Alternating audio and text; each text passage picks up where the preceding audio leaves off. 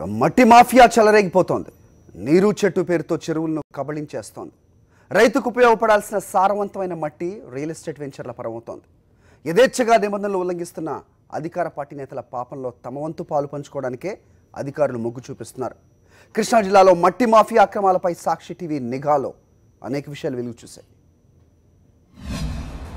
కృష్ణా జిల్లాలో మట్టి మాఫియా, చెరువుల్ని తవ్వేస్తున్న తమ్ముళ్ళు, మట్టితో కోట్లు కొల్లగొడుతున్న అక్రమార్కులు, కళ్ళెదుటే అవినీతి పట్టించుకోని అధికారులు.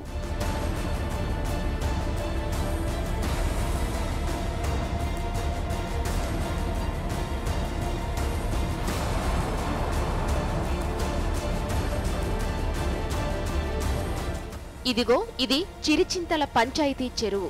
కృష్ణా జిల్లా గుడివాడ రూరల్ మండలంలోని ఈ చెరువు 5 ఎకరాల్లో విస్తరించి ఉంది. 1000 జనాభా ఉన్న గ్రామానికి ఈ చెరువు నుంచే తాగునీటిని అందిస్తున్నారు. ఈ మంచినీటి చెరువును ఆధునీకరించడం, పటిష్టపరచడం కోసం నీరు చెట్టు కార్యక్రమంలో పెట్టారు.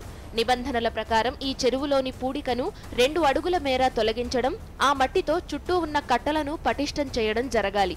మిగిలిన మట్టిని గ్రామ పరిధిలో ఉన్న పొలాల గట్లను సరిచేసుకోవడం, లోతట్టులో ఉన్న ప్రభుత్వ పాఠశాల ఆవరణలు, అంగన్వాడీ భవనాల పరిసరాలు, శ్మశాన వాటిక రోడ్లకు ఉపయోగించాల్సి ఉంది. ఇందుకుగాను ప్రభుత్వం చెరువుగట్టు బాగు కోసం క్యూబిక్ మీటర్ మట్టి తవ్వడానికి 29 రూపాయలు మంజూరు చేశారు. ఇదే మట్టిని రైతులు ప్రభుత్వ భవనాల అవసరాల కోసం తరలిస్తే అందుకు క్యూబిక్ మీటర్కు సుమారు 82 రూపాయలు చెల్లిస్తారు. ఈ లెక్కన ఈ చెరువుకు మొత్తం 4,09,000 రూపాయలు మంజూరు చేశారు. అయితే ఇక్కడే పచ్చ మాఫియాకు కొత్త దారులు కనిపించాయి. పామరు నియోజకవర్గంలోని కొమరవల్లు గ్రామానికి చెందిన అధికార పార్టీ నేత ఈ మట్టి దందాకు తెరతీశాడు. తనకు సాక్షాత్తు సీఎం కుటుంబ సభ్యులతో బంధుత్వం ఉందని అధికారులను దారికి తెచ్చుకున్నాడు. కాదు కూడదని ఎవరైనా ఎదురు తిరిగితే మీ ఉద్యోగాలు ఉండవంటూ బెదిరింపులకు దిగాడు. అటు గుడివాడ నియోజకవర్గం, ఇటు పామరు నియోజకవర్గంలోని పలు చెరువులపై మట్టి దందా ప్రారంభించాడు. చెరువు నుంచి తవ్వే ఏ ఒక్క ట్రాక్టర్కు కనీసం బిల్లు కూడా ఉండదు. ఇదిగో ట్రాక్టర్ల నుంచి మట్టి తరలించేవారు సదరు పచ్చనేత గురించి ఏం చెబుతున్నారో వినండి.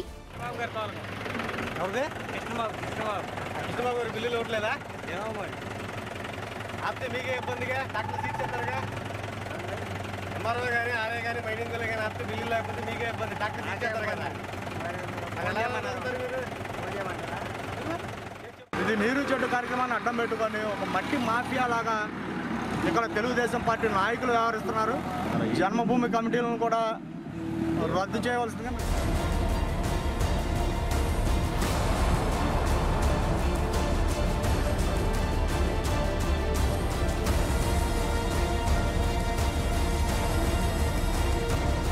చింతల చెరువులో 1450 ట్రక్కుల మట్టిని ఈ చెరువు నుంచి వెలికి తీయాల్సి ఉంది. 650 ట్రక్కులు గ్రామస్తులకు వారి సొంత అవసరాలు, కమ్యూనిటీ అవసరాలకు వాడాల్సి ఉంది.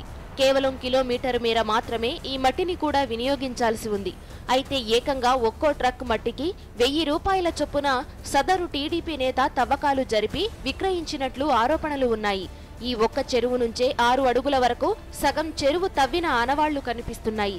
ఇప్పటికే 2000 ట్రాక్టర్ల మట్టిని అమ్మినట్లు తెలుస్తోంది. ఈ లెక్కన సుమారు 20 లక్షల రూపాయల మేర పచ్చనేత దండుకున్నారు. ఇంత జరుగుతున్నా ఇక్కడి ఇరిగేషన్ అధికారులు మాత్రం పట్టనట్లు వ్యవహరిస్తున్నారు. అది మొత్తం రెవెన్యూ టీం కానీ, ఎండిఓ గారు కానీ, మొత్తం స్టాఫ్ విఆర్ఓ కానీ, అక్కడ ఉన్న లోకల్గా ఉన్న విఆర్ఓ కానీ, పంచాయతీ సెక్రటరీస్ కానీ అందరూ ఇన్వాల్వ్మెంట్ ఉండాల్సిన అవసరం ఉందండి. గుడివాడ, పామర్రు నియోజకవర్గాల్లో రియల్ ఎస్టేట్ వెంచర్లకు చెరువు మట్టిని వాడుతున్నారు. నీరు చెట్టు కింద తవ్విన మట్టిని కొమరవోలుకు చెందిన టీడీపీ నేత నుంచి ట్రాక్టర్కు 1000 రూపాయలు చెల్లించి ఈ రియల్ ఎస్టేట్ వ్యాపారులు కొనుగోలు చేస్తున్నారు.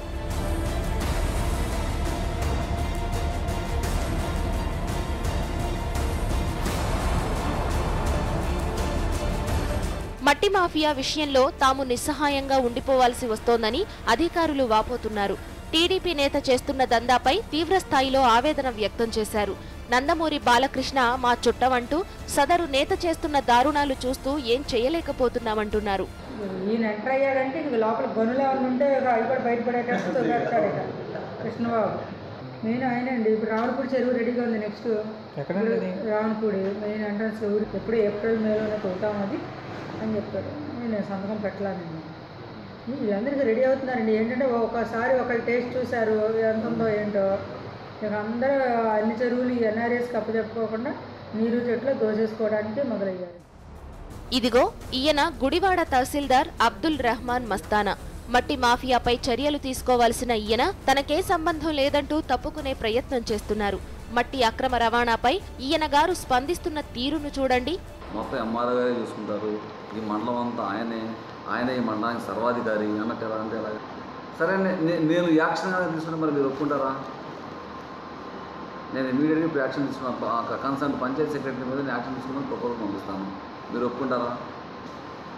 ఇమీడియట్గా నేను రాస్తాను. ఇప్పుడు కృష్ణా జిల్లాలో మట్టి మాఫియాగా మారిన టీడీపీ నేతపై చర్యలు తీసుకోవాలని గుడివాడ, పామర్రు నియోజకవర్గాల్లోని పలువురు డిమాండ్ చేస్తున్నారు.